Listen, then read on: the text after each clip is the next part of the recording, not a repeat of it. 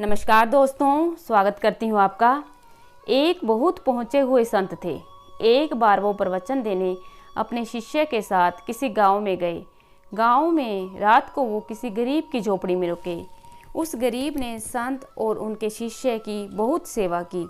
उनकी सेवा से संत बहुत खुश हुए। उस किसान के पास एक भैंस थी। किसान की पत्नी और उसके बच्चे सभी उस भैंस का ध्यान रखते और उसके दूध को बेचकर जो धन अर्जित होता उसे अपने जीवन का गुजारा करती।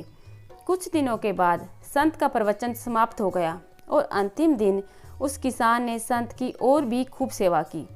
संत को भोजन कराने के बाद किसान और उसके बच्चे सो गए।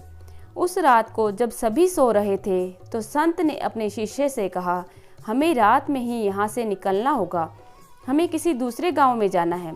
शिष्य ने कहा, ठीक है गुरुजी, जैसा आपका आदेश।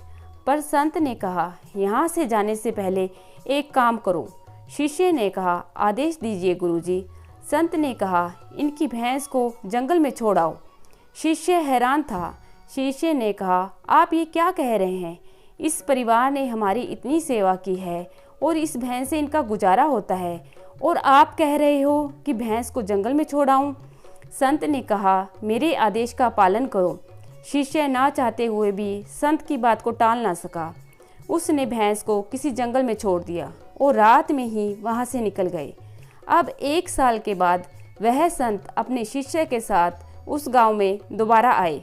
उसी घर पर गए और वहां नज़ारा देखकर शिष्य हैरान हो गया। उस झोपड़ी की जगह एक सुंदर घर बना हुआ था।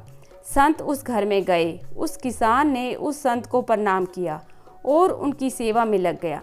तभी उनके शिष्य ने किसान से सवाल किया, यह सब काया पलट कैसे हो गया? किसान बोला, महाराज, दरअसल 1 साल पहले हमारी भैंस रात में कहीं चली गई। हमने उसे बहुत खोजा परंतु वो हमें नहीं मिली, तो घर का गुजारा चलाना मुश्किल हो गया। मेरे बेटे शहर में जाकर नौकरी करने लगे। हम भी किसी और के खेत में काम करने लगे, जिससे मुझे कुछ अनाज और थोड़े पैसे मिल जाते थे और हमारे बेटे भी शहर से पैसे भेज देते थे। इस तरह हमने काफ़ी धन इकट्ठा कर लिया और यह घर बनवाया। पहले हम ज़्यादा कुछ नहीं करते थे, वो भैंस ही हमारा सब कुछ थी। हम उसी के सहारे अपना जीवन चलाने की कोशिश करते थे। अब शिष्य को सारी बात समझ में आ गई और वो मन ही मन बहुत खुश हुआ और अपने गुरु की जय जयकार करने लगा। दरअसल वह भैंस उनके लिए एक बंधन बन गई थी। वो उसके सिवाय कुछ और नहीं सोचते थे। तो दोस्तों, आशा करती हूँ कि आज की कहानी आप पसंद करेंगे। कहानी वॉच करने के लिए बहुत बहुत धन्यवाद।